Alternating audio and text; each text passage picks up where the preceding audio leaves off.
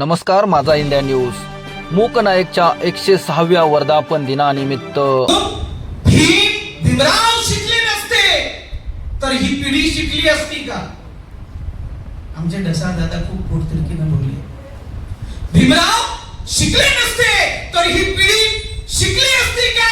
अरे प्रतिष्ठेच्या पदावर मुकणे बहुजन कधी दिसली असती का? अरे नीच विषमतेला जर का काढले नसते भीमानं तर लेकर बहुजनाची कधी सुटाफुटा दिसली असती का? साहेब, कोट्यावधी जीवांचा मी कधी श्वास झालो नसतो. कोट्यावधी जीवांचा मी कधी श्वास झालो नसतो. तळागाळाची बहुजनाची कधी आज झाला नसतो. अगं त्यागाची परीक्षा तू जर का दिली नसती रमा तर जीवनात कुठलीच परीक्षा कधी पास झालो नसतो. कुठलीच परीक्षा कधी पास झालो नसतो. जगाच्या बाजारात विकत मिळत नाही स्वाभिमान आणि तो पाना. जगाच्या बाजारात विकत मिळत नाही तो स्वाभिमान आणि पाना. तो फक्त भीमरायाने दिला आमच्या आयुष्याचा मुकनायकाच्या माध्यमातून ताटकणा.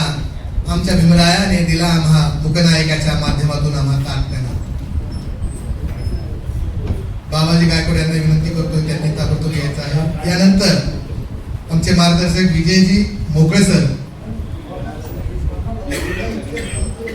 कवी आणि गायक असलेले विजयजी मोकळे सर यांचंच हे भाषण आता सोशल मीडियावरती बहुजनांच्या तरुणांना आदर्श देण्यासारखं हे भाषण आपण आता सध्या माझा इंडिया न्यूजच्या माध्यमातून पाहणार आहोत. तुमच्यामुळेच आम्हाला मिळाला नवा श्वास. तुमच्यामुळेच आम्हाला मिळाला नवा श्वास. विनंती करतो विजयजी मोकळे सर यांनी. अखंड विश्वाला शांततेचा संदेश देणारे सम्यक संबुद्ध महाकवी भगवान गौतम बुद्ध, महात्मा ज्योतिबा फुले, संत कबीर, छत्रपती शाहू महाराज,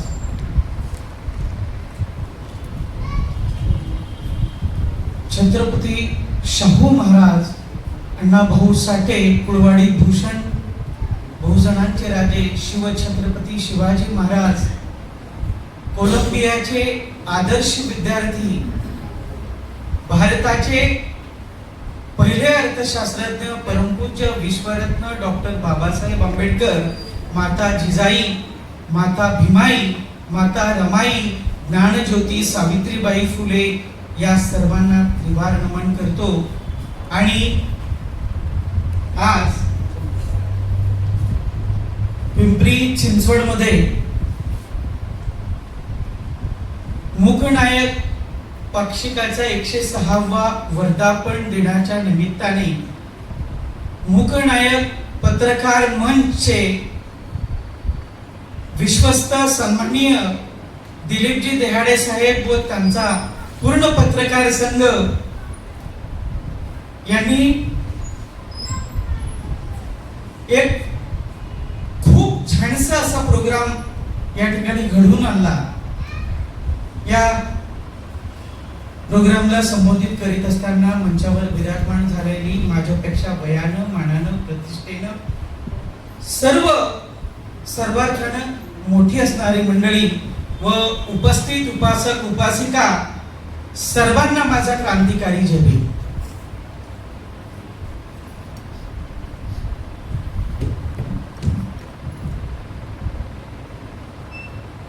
मित्रांनो, किती वक्त्यांचं भाषण आपण ऐकत गेलो.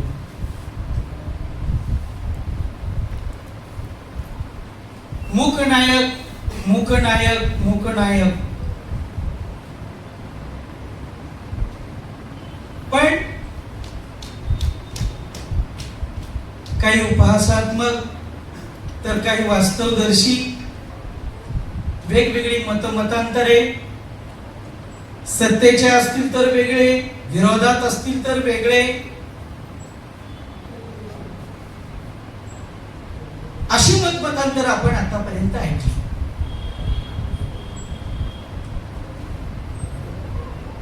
पण सगळ्यांचं म्हणणं काय होतं? सगळ्यांचं म्हणणं होतं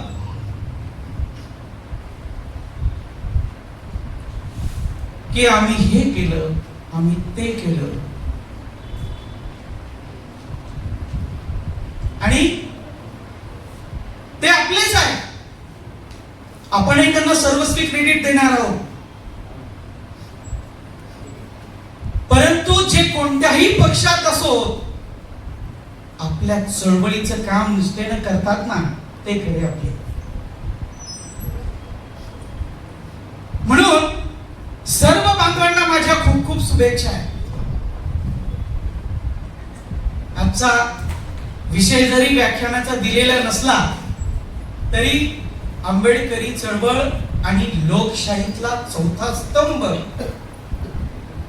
म्हणून माध्यमाची वास्तविक. माझ्यानंतर बोलणार आहेत माझे आदरणीय वाघमारे सर. ते व्यवसायाने त्यांचं प्रोफेशन तर प्रोफेसर आहे. चळवळीचे काम 1993 पासून. प्रथमतः माझा परिचय देतो. मी कवी गायक विजयकुमार मोकळे करंजगावकर, संभाजीनगर येथून. मित्रांनो, कवी आणि गायक म्हणून प्रबोधनाचे 150हून अधिक प्रोग्राम हे महाराष्ट्रभर केले आणि व्याख्यानाचे 60हून अधिक व्याख्यान. मला ज्यांचा सहवास मिळाला ते महाकवी वामनदादा कर्डक, लोककवी प्रकाश पवार आणि ज्येष्ठ साहित्यिक ज्याने मला घडवलं ते डॉक्टर गंगाधरजी पंतवणे सर. आणि मी लिहावं म्हणून मला ज्यांनी विशेषतः मोटिवेट केलं ते माझे लोककवी, माझे मित्र. आताही प्रोग्राम सुरू होण्याच्या अगोदर काही वेळ त्यांचा फोन आला.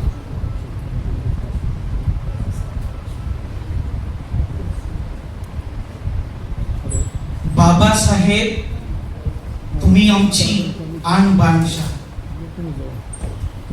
बाबासाहेब, तुम्ही आमचा ज्वाज्वल्य स्वाभिमान. बाबासाहेब, तुम्ही या शोषित, पीडित, वंचितांची वाचवली लाज. बाबासाहेब, तुम्ही घालवला व्यवस्थेचा रिवाज. बाबासाहेब, तुम्ही 2 वर्ष 11 महिने 18 दिवस केलं जीवाचं रान आणि म्हणूनच जगाला मिळालं जगातलं सर्वश्रेष्ठ असं संविधान.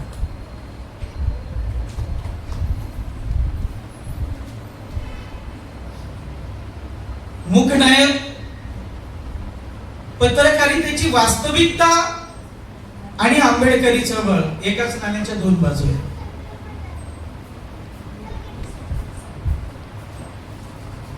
आपण आपला इतिहास जर विसरलो,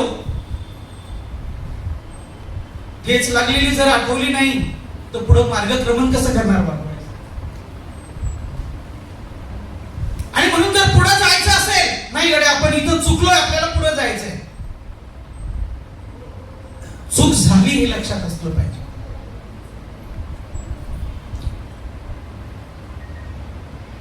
अरे महाराष्ट्रामध्ये हजारोचे मोर्चे निघाले शोषित वंचिताचे. कुठल्या दैनिकाला कधी बातमी आली? हल्लीकडे प्रबोधनाचं पर्व सुरू झालंय.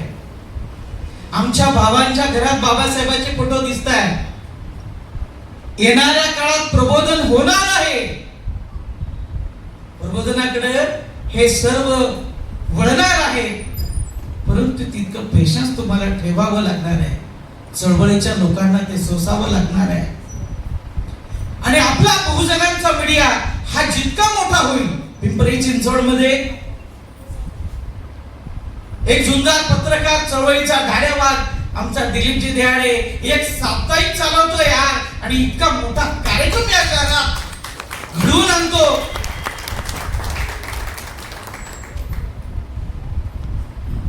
इतर दैनिकाकडेही आमचे प्रतिनिधी आहेत. आमचं म्हणणं नाही तुम्ही ते इथं काम का करता.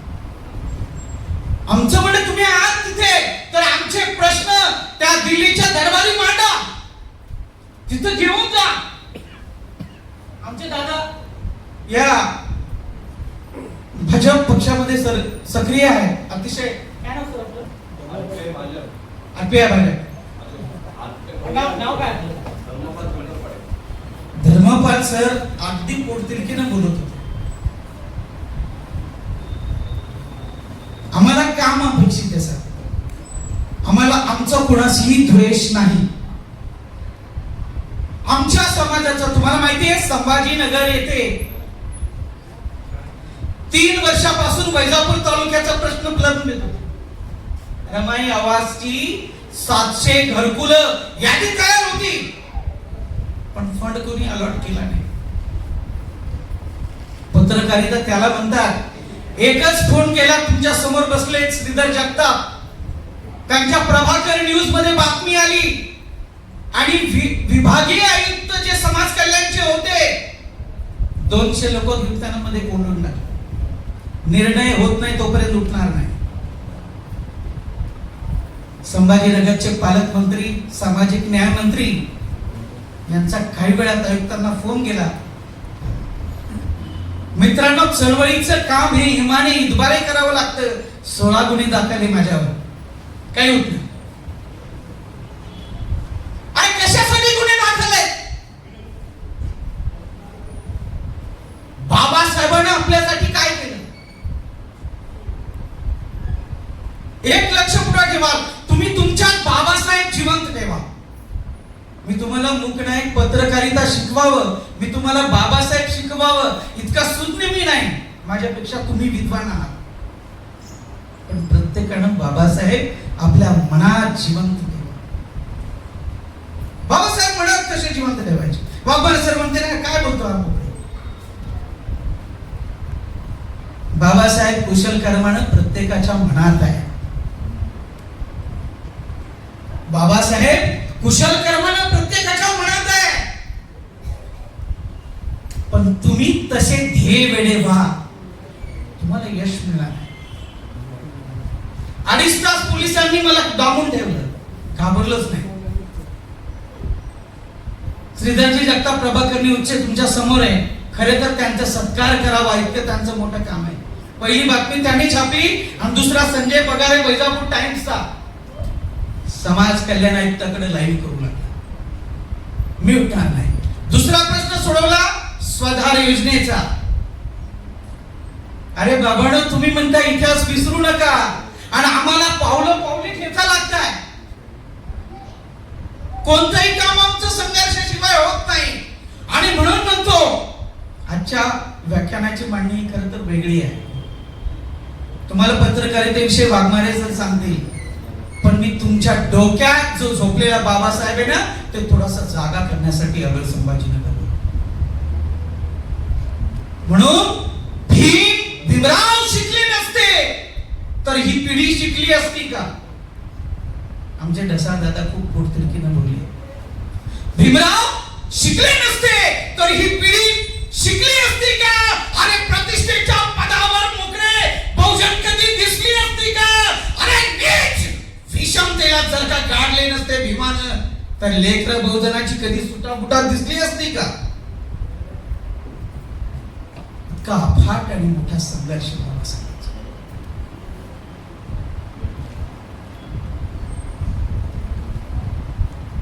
18 महिने बाबासाहेब परदेशात आहे. माझ्या एकाही कमेंटला, माझ्या एकाही वाक्याला तुम्ही टाळ्या वाजवू नका, पण तुमच्या डोक्यात बाबासाहेब घेऊन जा. आज मला काही बोलू नका, उद्या मला फोन करा. कालचं व्याख्यान झाले, कालपासून फोन घेतोय, मला काही फरक पडत नाही. गुन्हा दाखल. मी स्वतःही ॲडव्होकेट आहे, एक्स बँकर आहे. बँकेला सेवानिवृत्त होऊन सामाजिक काम चालू. अरे आमच्यातलीच काही लाचा,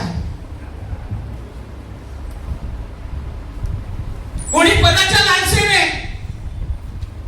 कोणी काही घबाड मिळेल त्या लालसेने, कोणाला पोरगे नोकरीला लावायचे, कोणाला आपला स्वाभिमान गहाण ठेवायचा. आणि म्हणून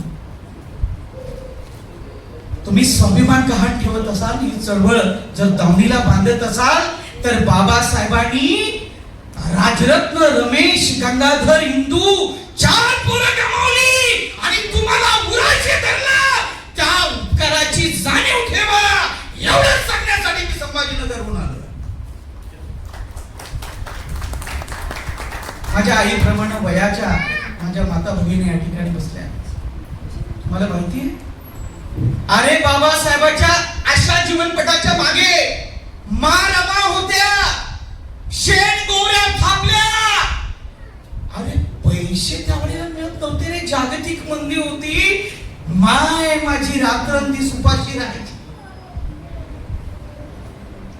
लेकरांना खाऊ घालायचे आणि उपाशी राहून राहून खंगून खंगून माईला क्षयरोग झाला. तरी बाबासाहेब कसले नाही. 18 महिने परदेशात. तुम्हाला मी सांगतो, आज सकाळी मी संभाजीनगरवरून या ठिकाणी हॉटेलवरती आलो. बायकोचे माझ्या 4 फोन झाले, जेवलात का?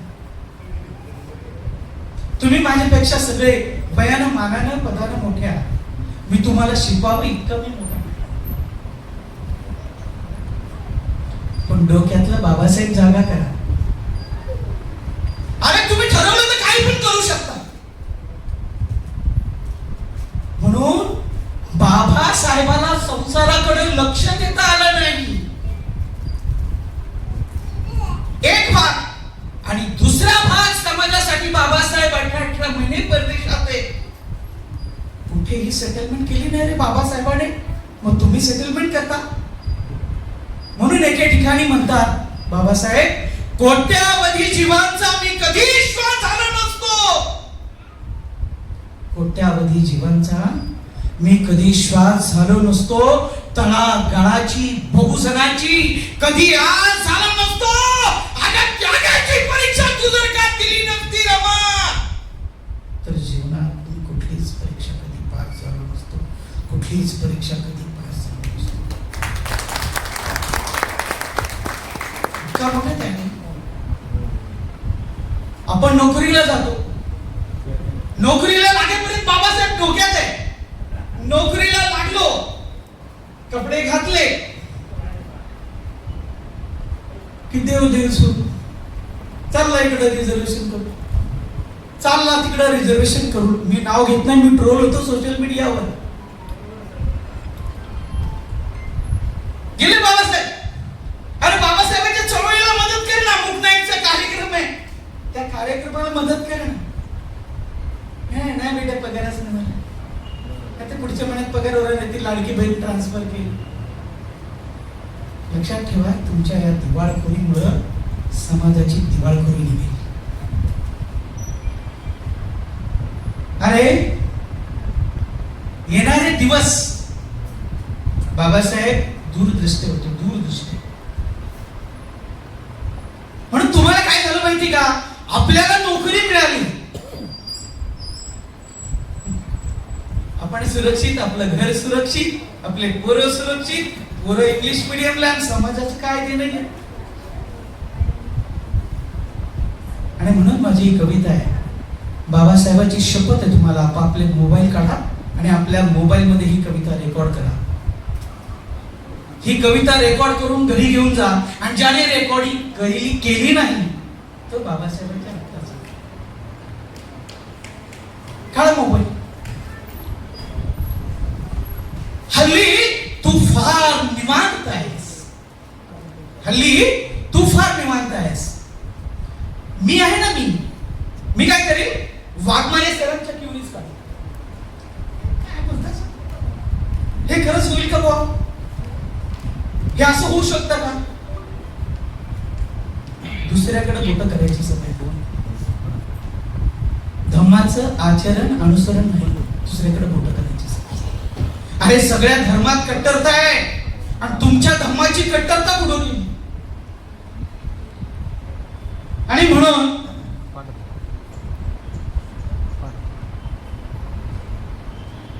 येणारे दिवस, येणारा काळ कसा असेल, आणि म्हणून महाकवी वामनदादा कर्डक म्हणले होते, अरे आता भीम नाही, आता भीम नाही, आता भीम नाही. आता भीम नाही समाजात तू सावधान राही, आता भीम नाही. तुझ्या भाकरीचे तुझे तू पहावे, तुझ्या चाकरीचे तुझे तू पहावे, तुझ्या भाकरीचे तुझे तू पहावे, तुझ्या चाकरीचे तुझे तू पहावे. तुझ्या कोणाचा पाहणार नाही, आता भीम नाही. आणि म्हणून मला संयोजकाकडून चिठ्ठी आली की संपवा. हल्ली हाही प्रकार होत असतात. त्यामुळं खरंच आजकाल हे प्रबोधनाचे पर्व आहे. जे मूकनायक पत्रकार मंचाने आयोजित केलं ते खरं प्रबोधनाचं पर्व आहे. आणि म्हणून पिंपरी चिंचवड मध्ये जमलेले हे वाघ विचाराचे सर्व आहे.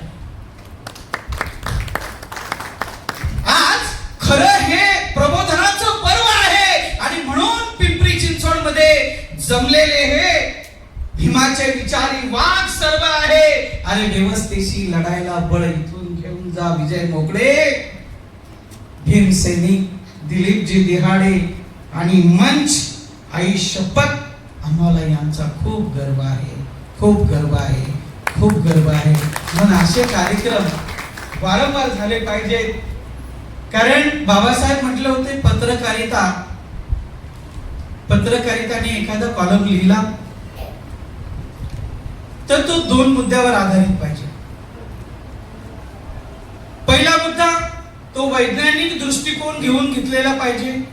दुसरा मुद्दा जे तुम्ही मांडता त्याला चिकित्सक पद्धतीने तुम्ही विचार केला पाहिजे. आणि वैज्ञानिक दृष्टिकोन आणि चिकित्सक पद्धतीने विचार करून जर मांडला तर तो निश्चितच लोकशाही समृद्ध करतो. आणि तुम्ही भावनिकतेत अडकून पडला. आणि म्हणून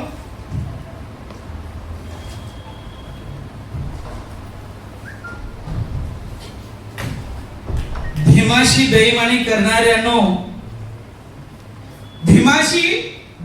करणाऱ्यांनो तुम्हाला हे जन काय म्हणत असेल. अरे बेईमान ते धन काय म्हणत असेल. अरे 2 पैशासाठी बाबाचा गंगाधर गेला रे. तुम्हीच सांगा त्या महामानवाचं मन काय म्हणत असेल. तुम्हीच सांगा त्या महामानवाचं मन काय म्हणत असेल. म्हणून शेवटी माझ्या भाषणाचा समारोप करत असताना